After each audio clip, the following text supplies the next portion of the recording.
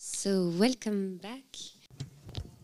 Nous revoilà, nous cherchons à nous connecter avec le professeur João Pacheco de Oliveira.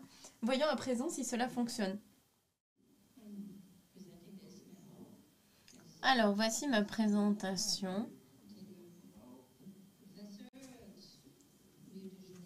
Je suis professeur au Musée national de Rio de Janeiro. Je suis également professeur en anthropologie et je suis conservateur de collections ethnographiques. J'ai toujours mené à bien mes recherches dans ce domaine.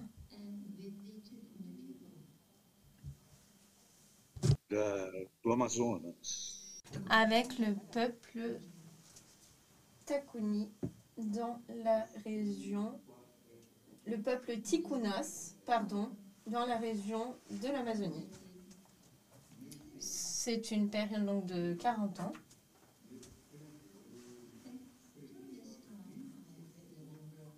Et pendant cette période, j'ai lu un certain nombre de livres.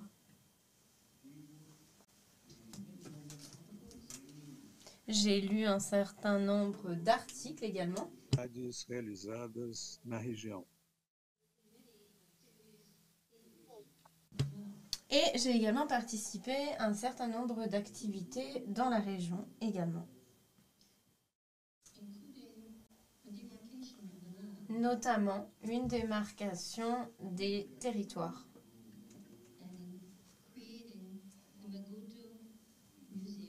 Et j'ai créé le musée Maguta.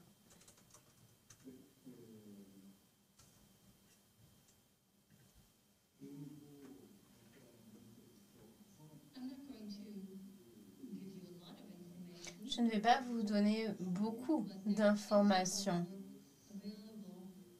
mais beaucoup de travaux sont disponibles et vous pouvez les voir sur le site internet. Donc là, vous le voyez à l'écran, donc des travaux qui ont été réalisés sur d'autres thèmes également.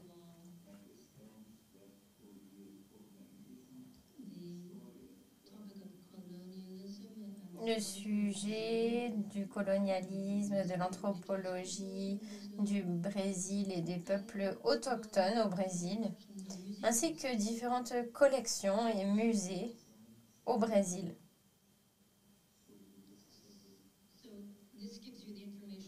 Cela vous donne les informations dont vous avez besoin par rapport aux chercheurs. À présent, nous allons parler des Ticuna et de leur histoire, afin donc de vous donner ce contexte au sein du musée Maguta.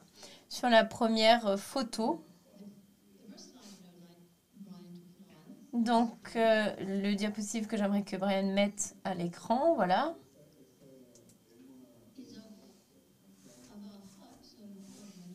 Donc c'est une hutte, Manuka. C'est le cœur du peuple Ticuna, qui a été créé par Alberto Fresco, un Allemand, en 1865. J'ai visité donc cette région. Et cela vous montre un type de hutte traditionnelle. De manière générale, elles sont normalement plus petites. Et les grandes contiennent un certain nombre de personnes. Dans cette zone, donc près de la rivière en Amazonie, c'est un bon spot de pêche. Et il y a aussi de petits cours d'eau. Et bien sûr, les personnes se déplacent sur ces cours d'eau en canoë. Les conservateurs se déplacent également de la sorte. Un certain nombre d'aventuriers ont découvert la région et ils cherchaient rubber, qui a été trouvé dans la zone. Donc c'était le caoutchouc par l'industrie américaine. Et ces personnes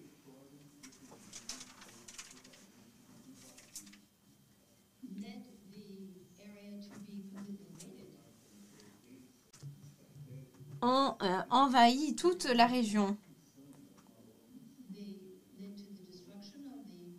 Ce qui a amené à la destruction de certaines de ces huttes. Du coup, le peuple autochtone qui habitait là a été mis dans de petites maisons.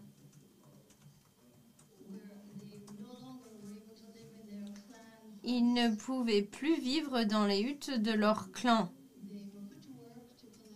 Et on les a mis au travail, justement, pour prélever, cueillir le caoutchouc. Ils étaient dans des conditions de travail proches de l'esclavage.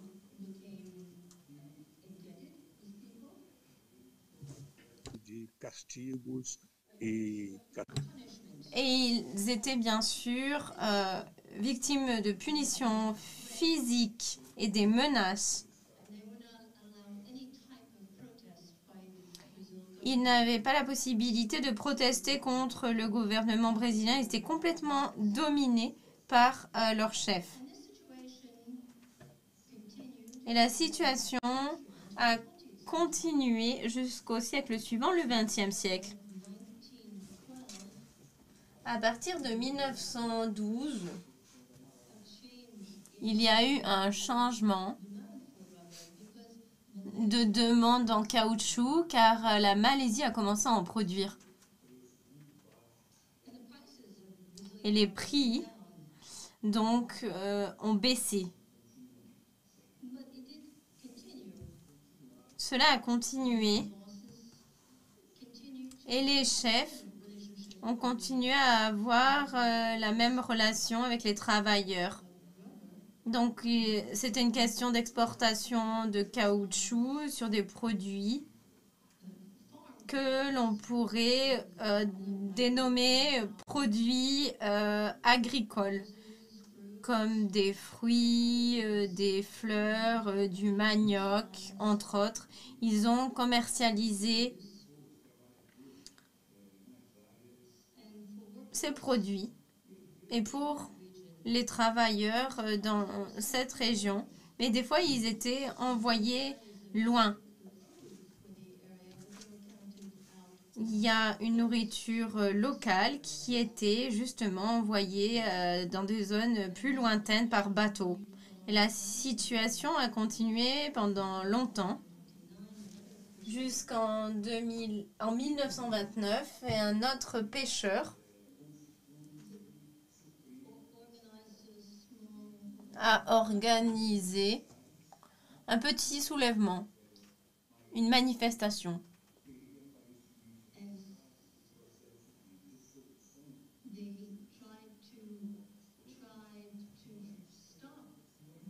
Ils ont essayé d'arrêter la destruction de ces huttes, mais c'était compliqué. Beaucoup de choses étranges se sont produites.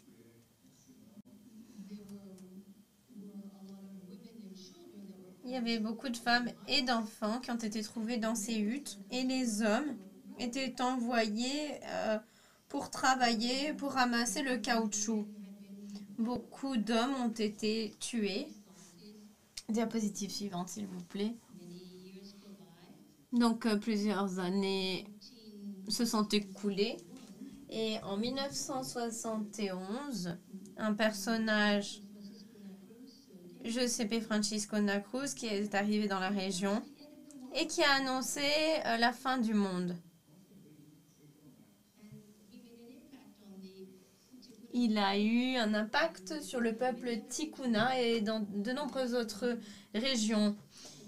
Il a prêché le besoin de réformer les coutumes, qui a été bien accueilli par le peuple Tikuna. Et lorsqu'il s'est rendu dans la région, De nombreux natifs ont quitté ces zones isolées dans la forêt et se sont dirigés vers le bord des rivières.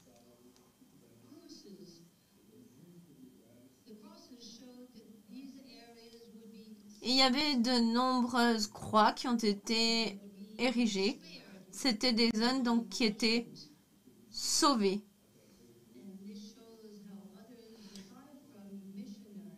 Il y avait aussi donc des missionnaires qui ont pu prêcher.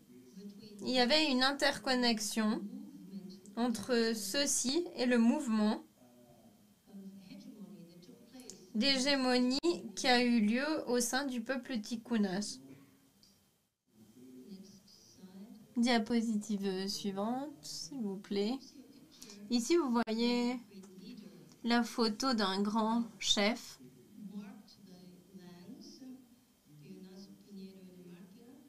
Donc, c'est quelqu'un qui marque la terre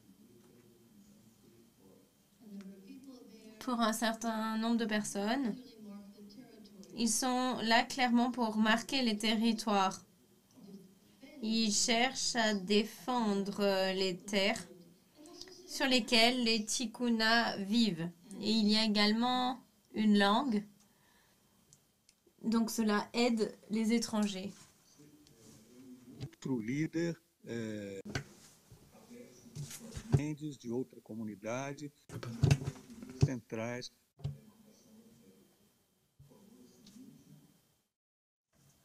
La suivante.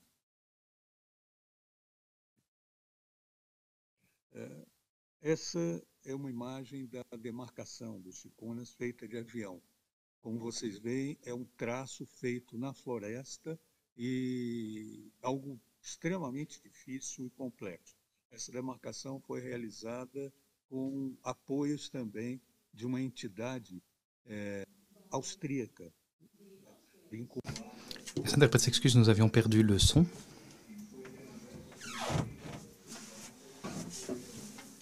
Não possuía capacidade técnica de realizar tais trabalhos. Então, la suivante.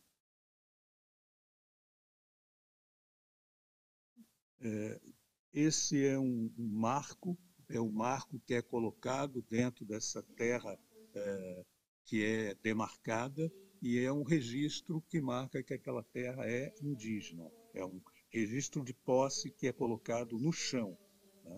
Et donc ceci a été enregistré au ministère de la Justice.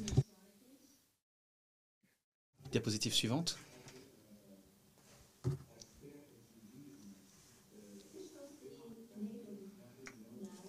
Ici, on peut voir les terres autochtones qui ont été marquées en tant que territoire. Vous pouvez voir le Pérou, la Colombie, et beaucoup de ces municipalités ont été modifiées suite à ce mouvement. À ce mouvement de pèlerinage, la municipalité de Tapachinash, qui est une des plus grandes, qui représente 50 000 personnes, et 90% de ces personnes environ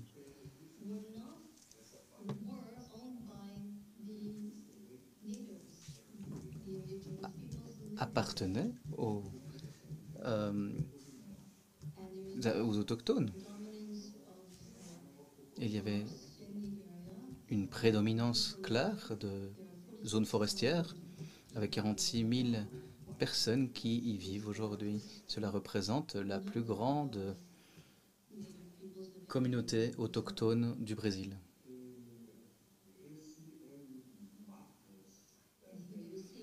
Ici, vous pouvez voir un atlas qui représente les terres autochtones. Nous l'avons préparé avec le musée Mabuta afin de donner des informations aux Indiens. Une information systématique qui leur donne les informations nécessaires quant à leur terre. Et je pense qu'il est très important, en effet, de mentionner que la cartographie ne s'est pas faite à l'initiative de l'État, mais plutôt à l'initiative des autochtones eux-mêmes, ainsi que des équipes du musée en collaboration avec les missionnaires catholiques et le soutien d'un certain nombre d'agences nationales. Il y a une autre caractéristique que j'aimerais mentionner. Donc cette cartographie est également effectuée à des fins de pèlerinage. Pour l'ordre de la joie,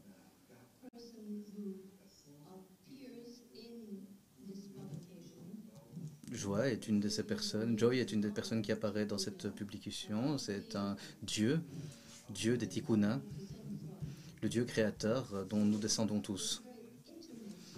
Ainsi, c'est une relation intime qui lie le combat pour la terre, la défense de la terre.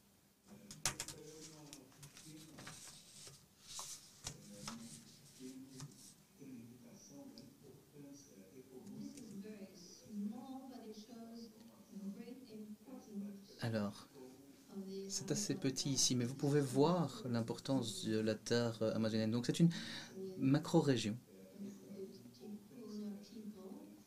Vous pouvez voir ici les Tikuna et l'importance qu'ils avaient pour l'État.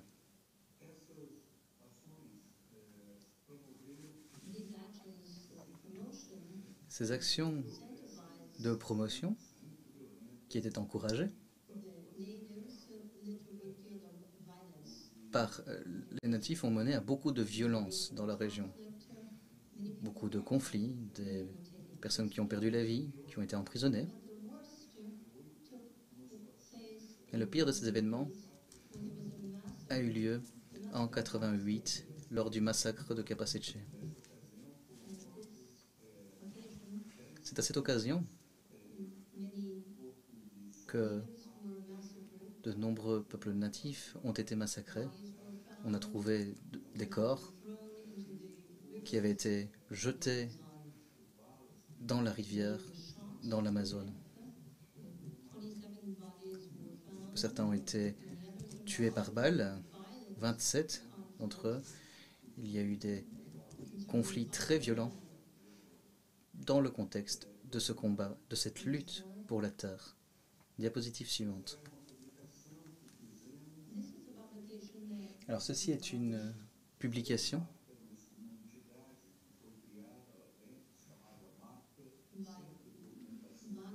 qui nous vient du centre de documentation Magdas, de Maguta.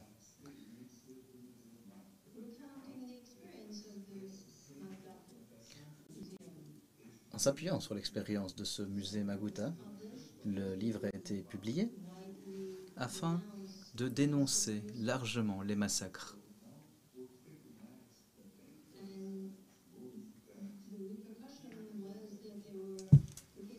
Quelles ont été les répercussions? Eh bien, le cas a été présenté devant les cours internationales.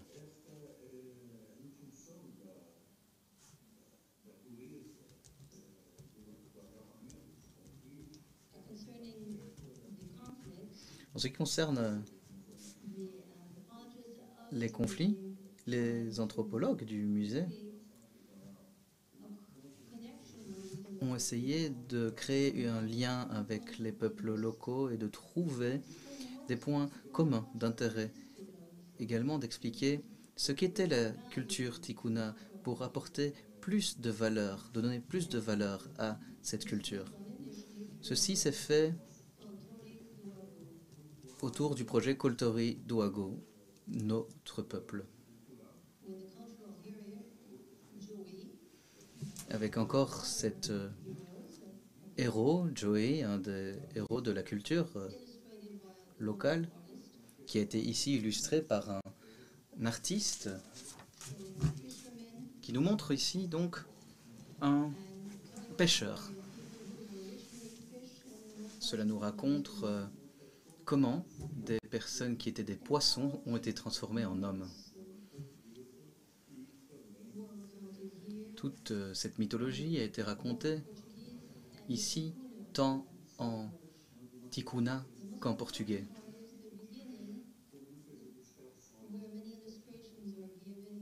C'est important de noter que cela nous apporte beaucoup d'illustrations de la culture ticuna et également des objets anciens, des artefacts. Et en 85, il a été publié et donc aujourd'hui il est à nouveau publié.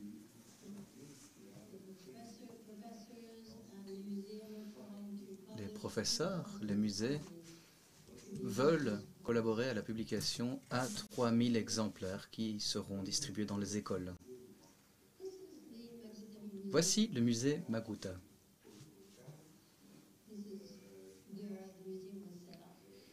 C'est là que le musée est installé.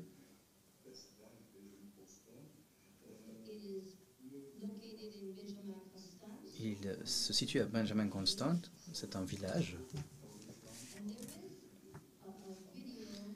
de la région. Et j'ai une vidéo que j'aimerais vous partager. Vous pouvez voir ici Nino Fernandez, un des dirigeants ticuna, qui reçoit ici la plus haute récompense qui peut être offerte par le gouvernement. Vous pouvez voir le président Lula et le ministre de la Culture, qui est également une personne importante dans la société brésilienne. Le musée a reçu de nombreux prix de la part du Comité international des musées et également des récompenses de la part du gouvernement brésilien.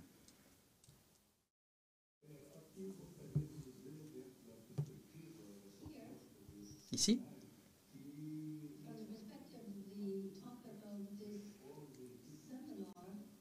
dans le contexte de ce séminaire, de ce jour,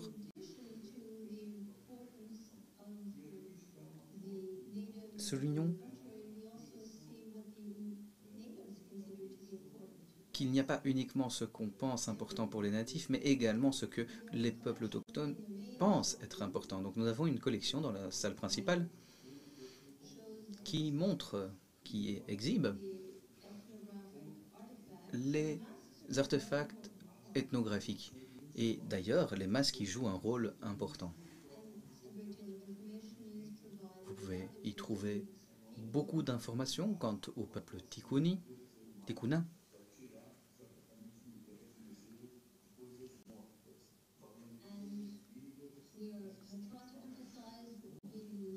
Nous essayons d'y souligner la culture vivante et pas uniquement des artefacts sans vie et qui ne sont pas actuels d'ailleurs. En 2018, comme vous le savez certainement, le musée a connu un incendie de grande échelle et nous avons perdu toute la collection ticuna et d'autres collections qui touchaient des peuples brésiliens. Nous avons perdu 30 000 œuvres et nous essayons de construire une nouvelle collection.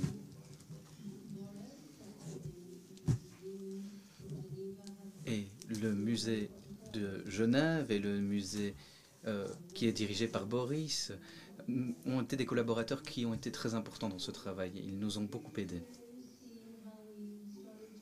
Vous pouvez voir ici comment nous avons commencé ce travail de collecte d'artefacts pour le nouveau musée. Vous pouvez voir ici ces jeunes filles.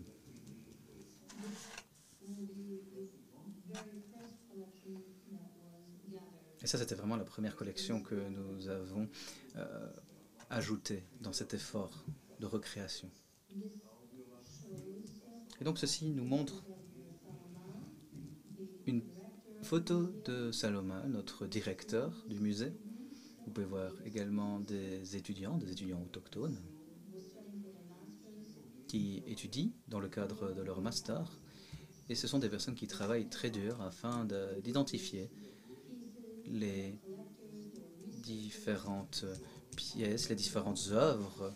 Et il se compose de chercheurs, d'anthropologues et de jeunes étudiants. Et donc je suis réellement heureux de pouvoir travailler aux côtés de cette nouvelle et jeune génération.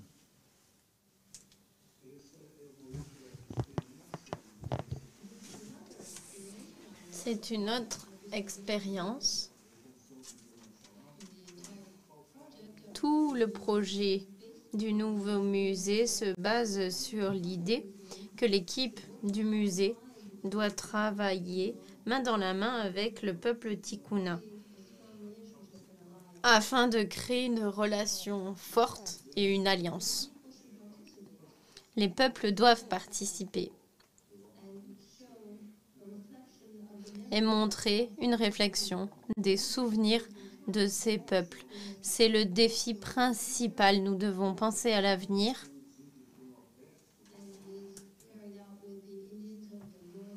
Et ceci a été réalisé avec les autochtones du nord-est du Brésil, que l'on prénomme les premiers Brésiliens. Les Apoimés. C'est une organisation qui est bien connue. Et ça a lieu à 3 endroits au Brésil, qui a été rejoint par 200 000 personnes. C'est digitalisé et vous pouvez le voir en ligne. Il y aura une traduction en anglais. Les visiteurs sont donc en mesure de suivre ce qui se dit également.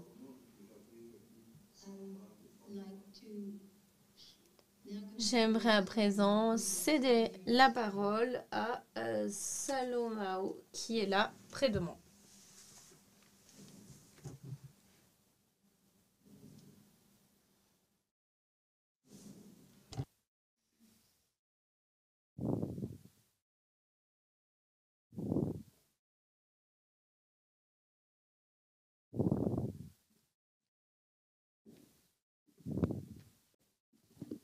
Salomon? Salomon, vous m'entendez?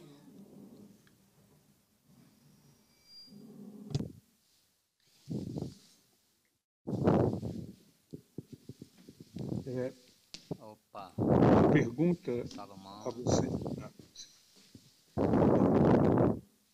estão me ouvindo? Sim.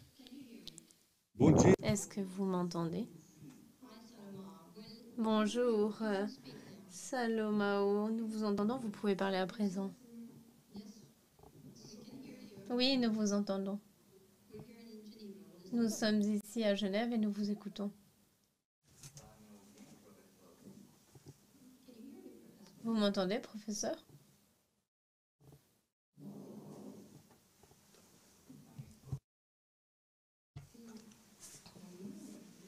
Est-ce que vous m'entendez?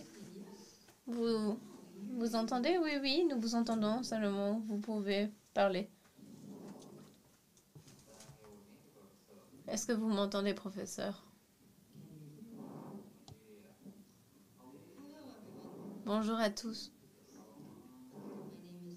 Je suis Salomao Ignacio Clemente. Je suis un Tikuna.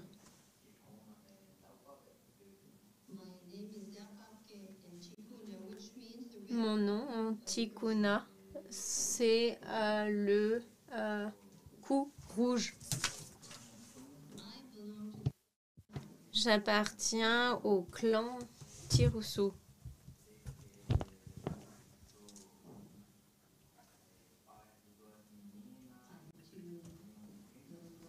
J'ai 2 petites filles. J'ai 31 ans.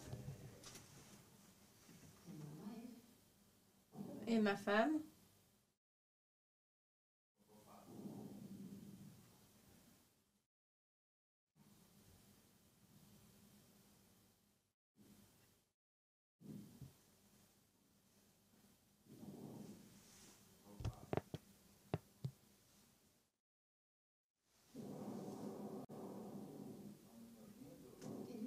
Vous m'entendez?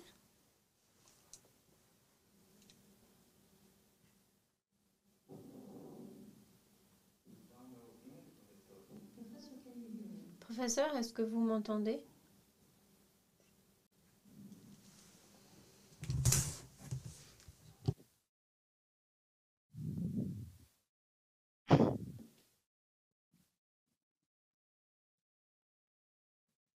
Estão me ouvindo? Est-ce que vous m'entendez?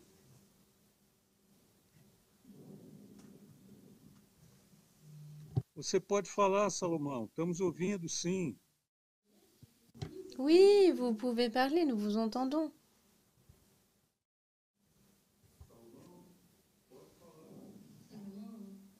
Salomao, s'il vous plaît, je vous laisse vous exprimer.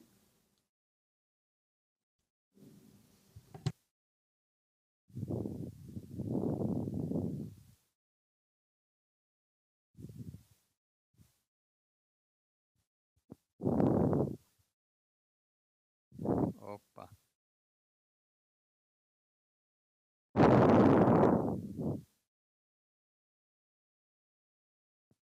É, eu sou eu sou do clã Mutum, sou Ticuna, é minha esposa.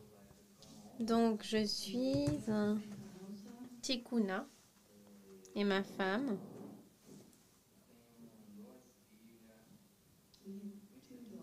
Nous avons 2 filles, j'ai 31 ans.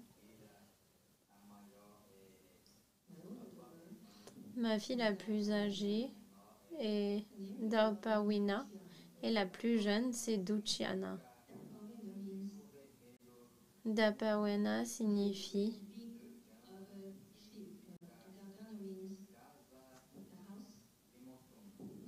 et Duchiana signifie donc la maison du mouton. Ma femme, Nunanena, ça signifie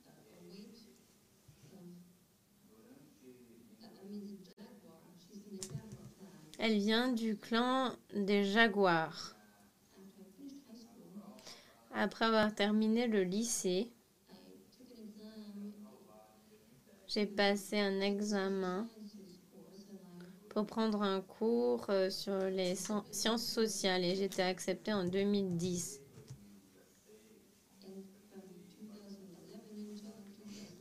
De 2011 à 2016, j'ai eu à faire face à de nombreux défis à l'université. Sur le campus de Benjamin Constant en Amazonie. Avec le nouveau système à l'université,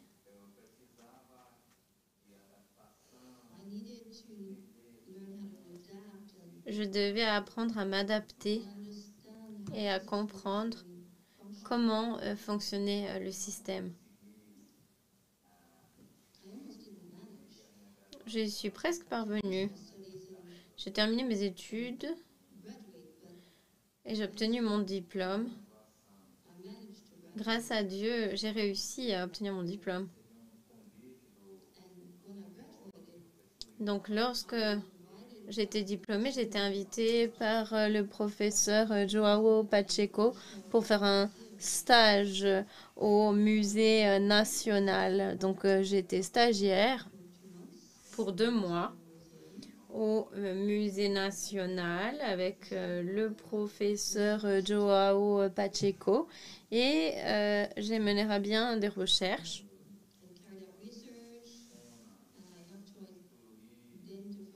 J'ai aidé à identifier une partie de la collection des Ticuna.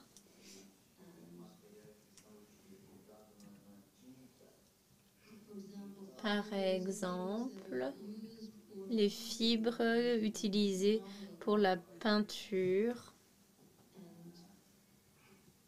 pour teindre les objets, pour le Tuduris,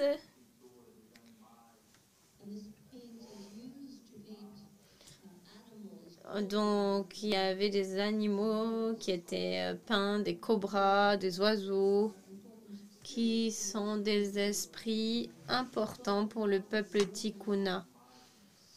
j'ai parlé de différentes histoires qui se basent justement sur les légendes des peuples Tikuna.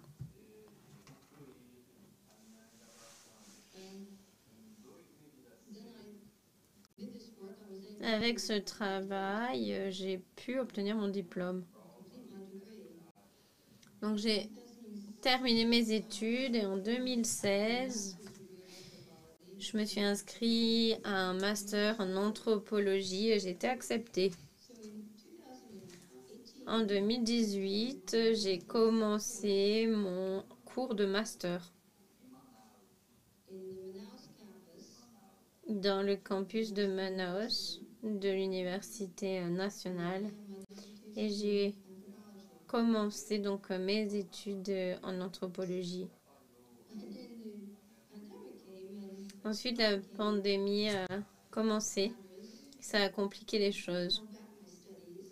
Donc, ça a mis en suspens mes études.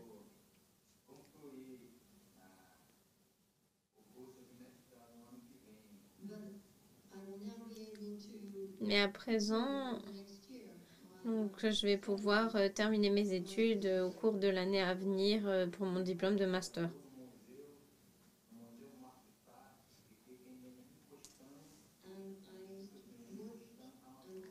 J'ai travaillé et collaboré avec le musée Maguta dans la partie de l'Amazonie brésilienne.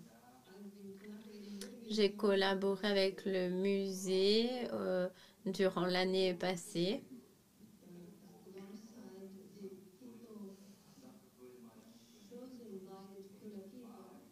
Donc j'étais avec le peuple Tikuna.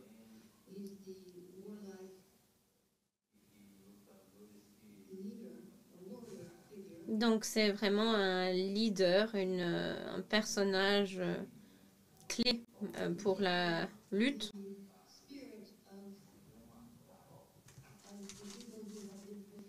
On dit qu'il est l'esprit des ancêtres. Je vous parle du musée parce que pour le peuple Tikuna, le musée est extrêmement important.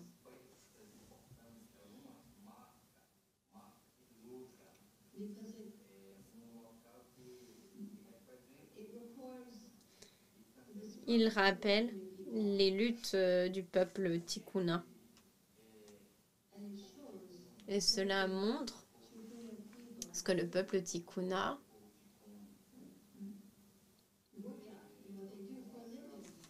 fait pour vivre.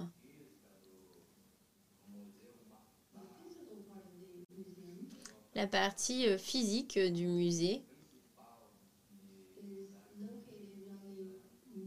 se situe sur l'avenue principale de Benjamin Constant, qui est une ville en Amazonie. Et en face du bâtiment, donc à droite, donc le bâtiment se trouve à droite de la rue, et lorsque vous arrivez, voilà, c'est ce que vous voyez.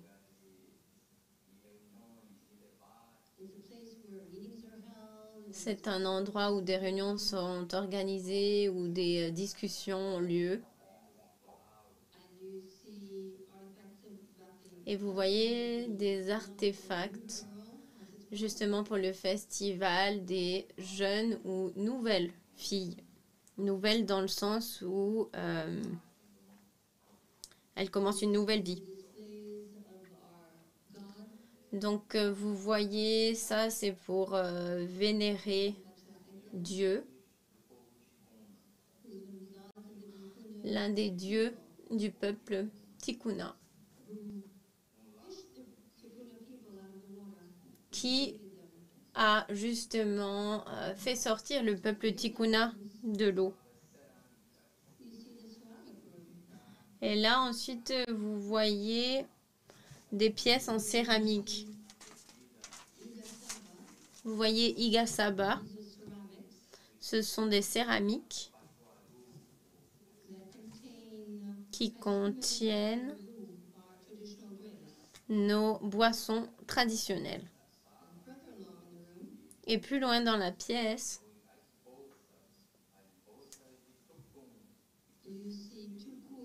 vous verrez Tukun.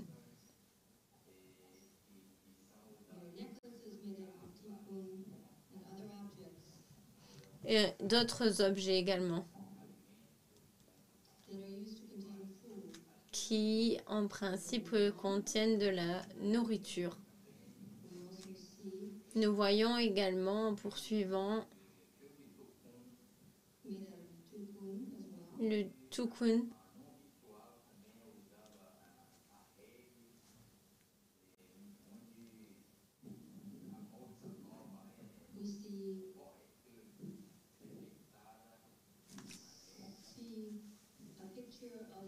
Nous voyons une photo de là où la jeune fille est placée pour son initiation. Vous pouvez également voir Sihi, un instrument très important. C'est une arme.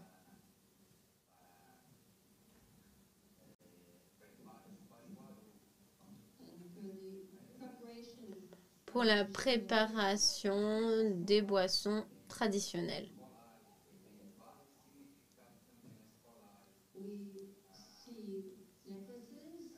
Nous voyons des colliers avec différentes significations.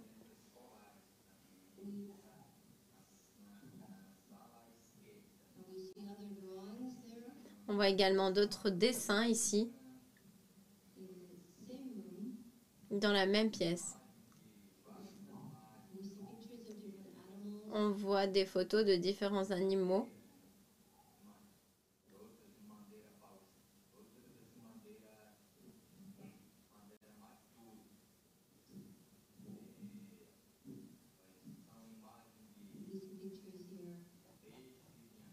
Avec cette photo ici, donc vous voyez différents poissons, différents animaux. Et à droite, vous voyez le Zabat Pala, qui est un instrument de chasse.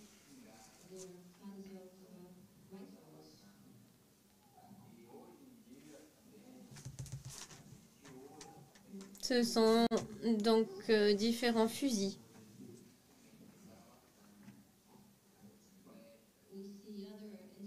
Nous voyons d'autres instruments et outils, notamment des flèches.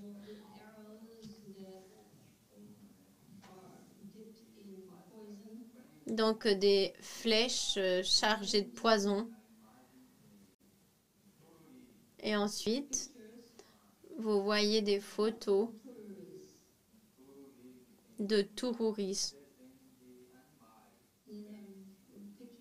Il y a des photos d'animaux, de poissons. Pourquoi est-ce que nous avons ces photos de poissons? Cela signifie que le peuple Tikuna vit justement de ses capacités à pêcher. Et cela montre comment est-ce que nous préservons certaines choses.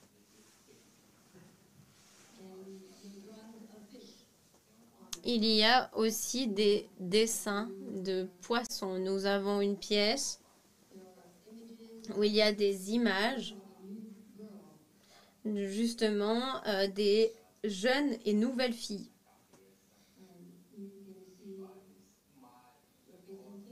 Vous pouvez voir des représentations de ces nouvelles filles.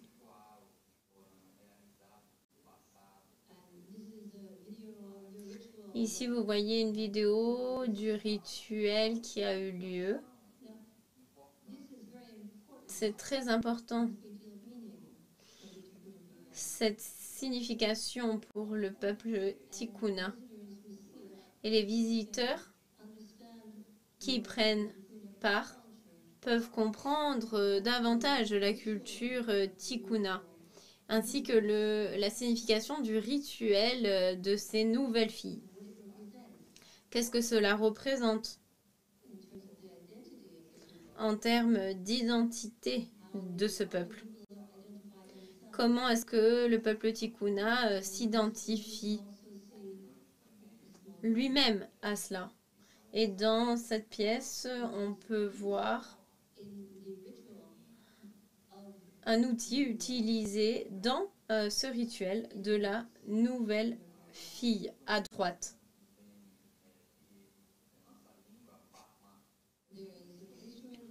Il y a un instrument qui s'appelle bakba. C'est un instrument de musique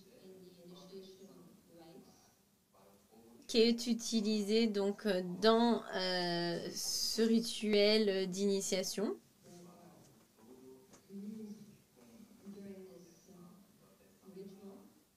Et qui est utilisé pendant ce rituel.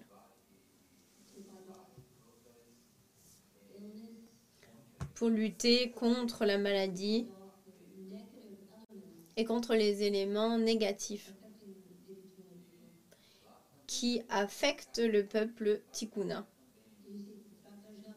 Vous pouvez voir le Trakaja Mask ici, qui est également utilisé durant ce rituel d'initiation. Ce masque Trakaja représente la longévité de la vie.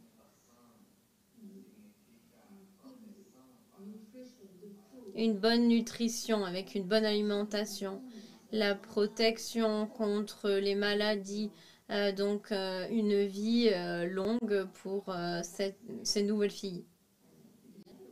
Dans l'autre pièce à gauche, vous pouvez voir des canoës.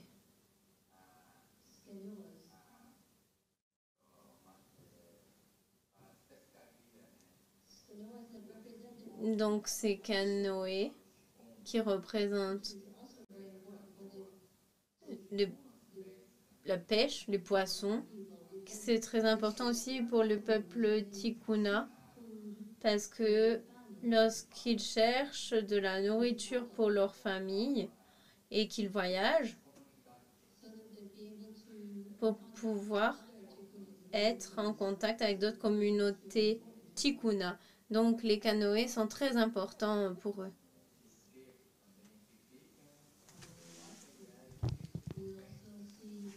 À gauche, vous pouvez voir également des outils de pêche, des harpons, des flèches, des outils qui sont utilisés donc dans le cadre de l'activité de pêche.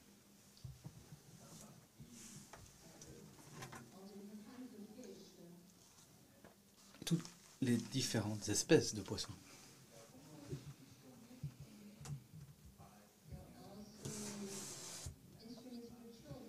Il y a également des outils pour enfants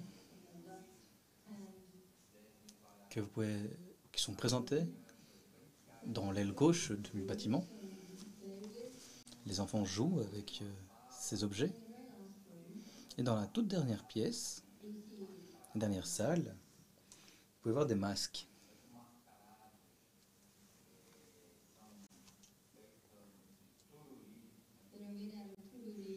Des masques qui sont faits de turuni, donc un tissu. Ils représentent l'esprit des animaux, des fleurs, de l'eau.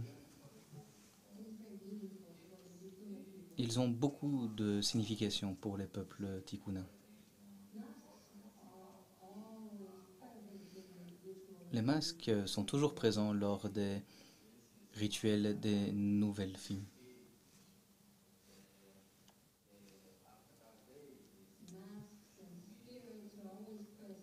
Les masques et les esprits sont toujours présents.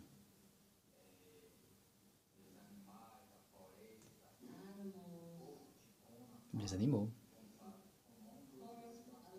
les éléments de la forêt, ils sont tous présents et représentent ici le monde surnaturel.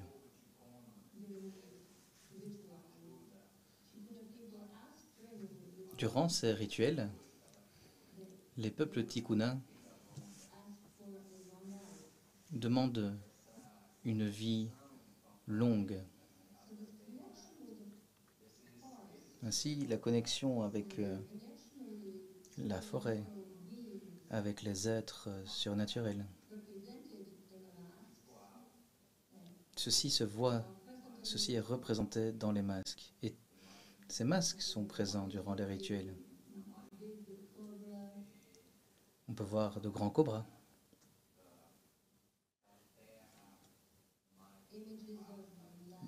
Des représentations d'oiseaux, de terre. On peut voir également tous les animaux, en fait, qui vivent dans la forêt amazonienne. Ils sont tous des esprits avec lesquels les tikkunas entrent en connexion, avec lesquels ils entretiennent une relation. C'est comme ça qu'est la culture tikkuna. Et c'est pourquoi le peuple tikkuna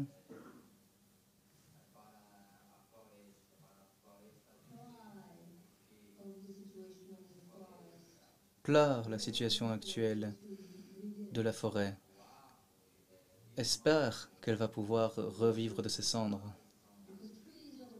Les arbres, ce sont les frères et sœurs des tikkunas.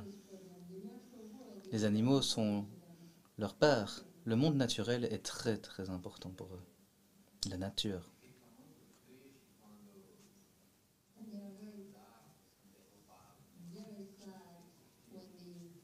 Ainsi, lorsque les arbres sont coupés, ils sont terriblement tristes. Le musée Maguta regroupe tous ces éléments.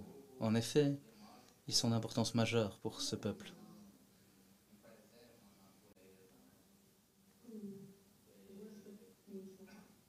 Ce peuple qui vénère la nature, qui veut la préserver.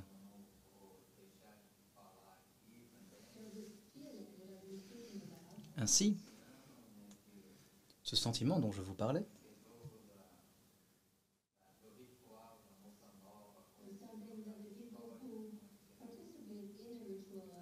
est quelque chose qui est ressenti donc par les personnes qui font partie de ces rites des nouvelles femmes, quelque chose qui fait partie de l'histoire des personnes et qui aujourd'hui perdure. Et on connaît ce sentiment.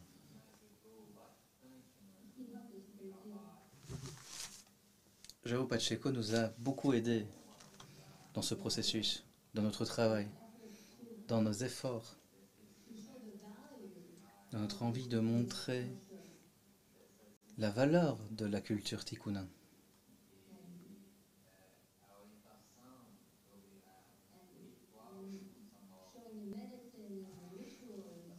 En montrant les rituels, les médicaments, l'importance de la pêche, de la chasse dans la culture tikkuna, l'importance du contact établi avec le monde spirituel.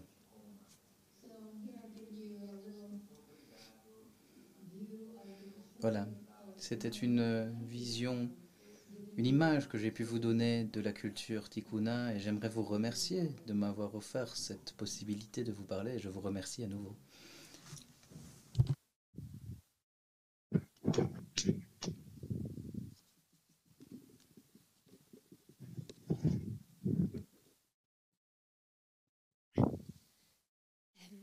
Thank you very much. Merci beaucoup. Salomao, je ne sais pas si vous m'entendez. Vous m'entendez, Salomao? Joao?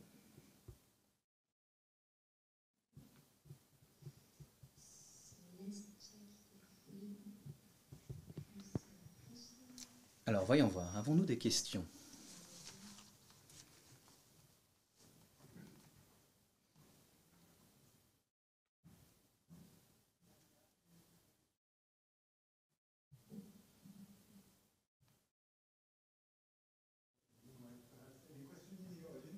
Avons-nous des questions ici dans le public présent?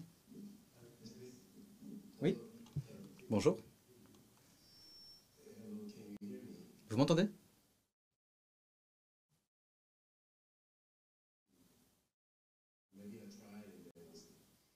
On va essayer. On verra bien. En tout cas, merci de votre présentation, Joao et Salama. J'ai une question plutôt générale. Et que ce soit pour l'un ou l'autre d'entre vous, celui qui m'entendra peut-être. Il y a des musées au Pérou, au Brésil et en Colombie. Et pourriez-vous nous expliquer le rôle des musées dans la négociation des territoires pour ces peuples autochtones?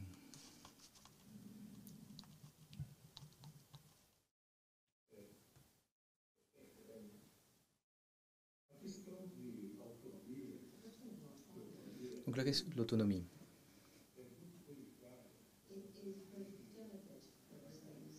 est une question assez délicate pour les Brésiliens.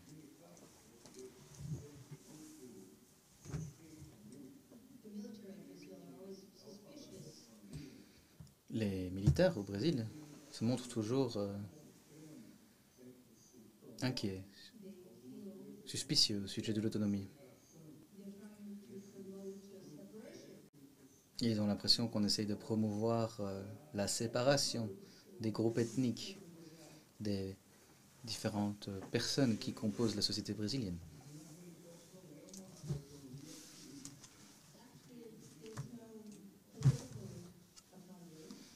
En fait, il n'y a pas d'autonomie politique.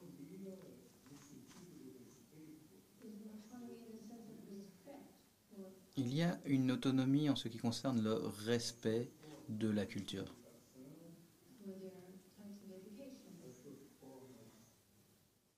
Les types d'éducation. La façon dont les personnes se traitent l'une l'autre, se respectent. Mais également le respect du territoire qui a été démarqué par les peuples autochtones dans les années 1990.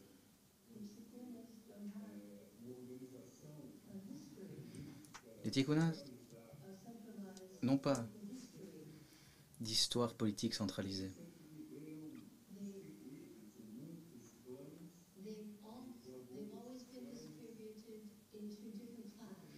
Ils ont toujours été en fait séparés en différents clans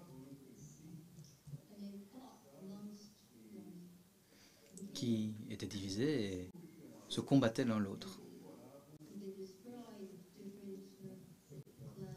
Plusieurs clans ont été détruits et les survivants ont été ajoutés à la population des clans qui étaient toujours en vie.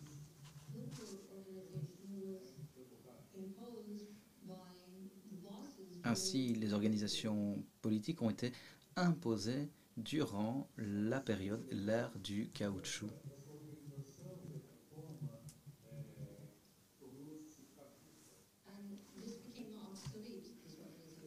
Et ce type d'organisation est devenu aujourd'hui obsolète. Dans les années 80, les peuples autochtones ont créé une façon de tracer, une traçabilité du territoire, si l'on veut. Et c'est Pedro Ignacio Perro, qui a été d'ailleurs un des dirigeants, qui a proposé ce système, qui était un dirigeant reconnu par ces peuples. C'était lui qui était au devant de ce processus.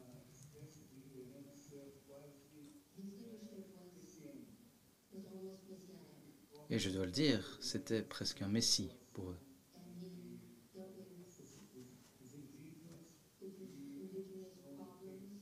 Il s'est chargé des questions autochtones, des problèmes, des questions de territoire, mais également des relations avec le gouvernement brésilien.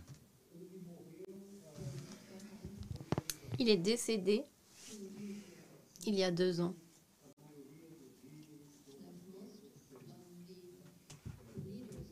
comme la plupart des leaders de son époque. Presque tous sont décédés. Beaucoup d'entre eux sont partis la même année. Minot, qui est le directeur du musée, est également décédé. Le musée Maguta va prospérer avec la nouvelle génération à présent.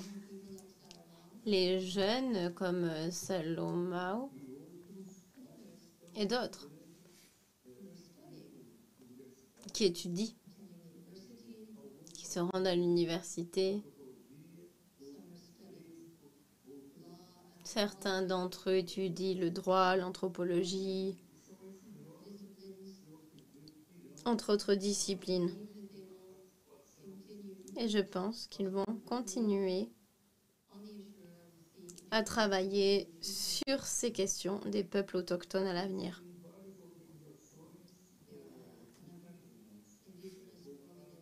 Il y a d'autres organisations autochtones qui traitent de différents sujets. La langue des professeurs, par exemple, des personnes qui travaillent dans le domaine de la santé.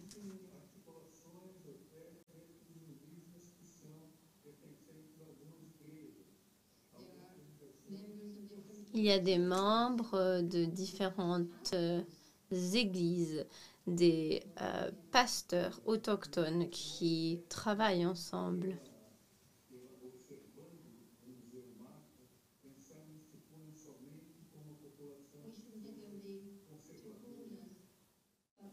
Nous ne devons pas penser que le peuple Tikuna n'est fait que de conservateurs. Donc des personnes bloquées dans le temps. C'est vraiment une culture très vivante qui a été nourrie de manière continue par de nouvelles manières de faire les choses.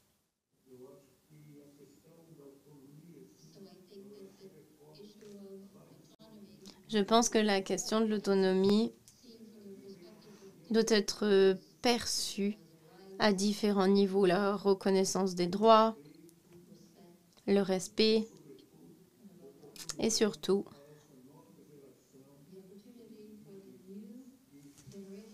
la possibilité pour cette nouvelle génération de jeunes autochtones. Ce n'est pas la même chose que pour les leaders qui ont fait justement la cartographie des territoires.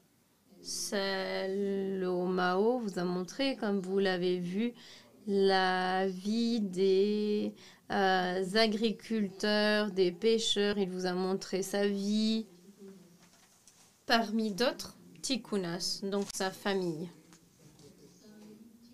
Certains tikunas sont des professeurs. Salomao était également un professeur pendant un moment. Mais il a fait d'autres choses également. Comme je l'ai dit, il y a 46 000 personnes du peuple Tikuna dans les différentes régions. C'est une population qui est très importante pour le Brésil. Elle conserve la nature et pour l'harmonie internationale avec les autres pays.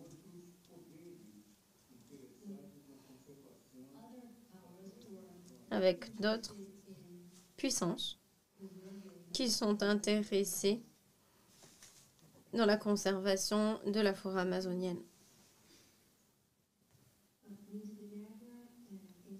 Merci beaucoup.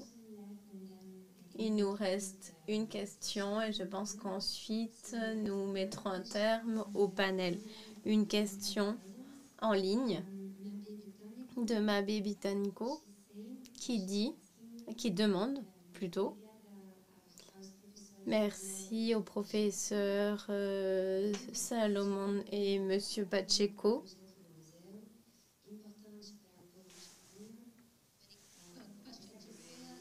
Beaucoup de questions ont été posées avec ce musée. La personne aimerait savoir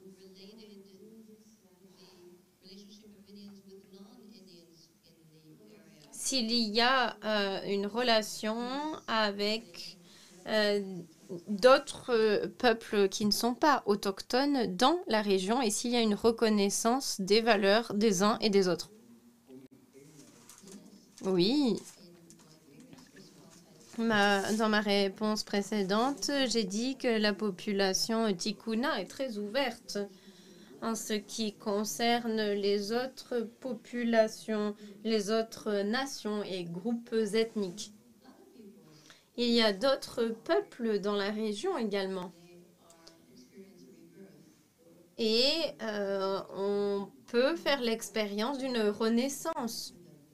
Les Tikuna ont des relations, des liens avec ces autres peuples. Et ils partagent leur histoire de lutte pour le droit de ces peuples également.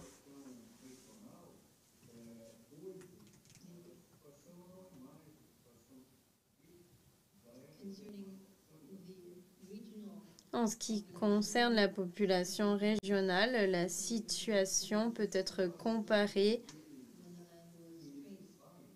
au moment où les territoires ont été cartographiés. Les municipalités, pour les municipalités, les peuples sont importants et ils élisent les leaders politiques des municipalités. Aujourd'hui, il y a un maire qui est leader.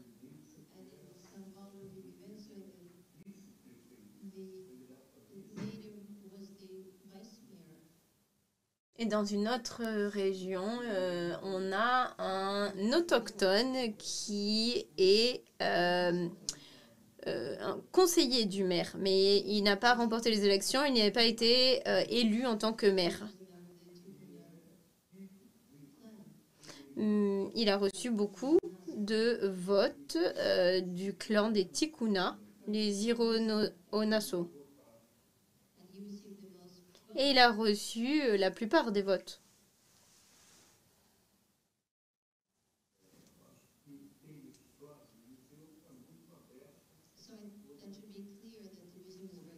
Donc il faut que ce soit clair, le musée est très ouvert quant à différentes visions, ainsi qu'aux nouvelles technologies par-dessus tout. Merci beaucoup, Joao. Merci, Salomao, également. Je pense que nous allons clore cette session à présent. Merci.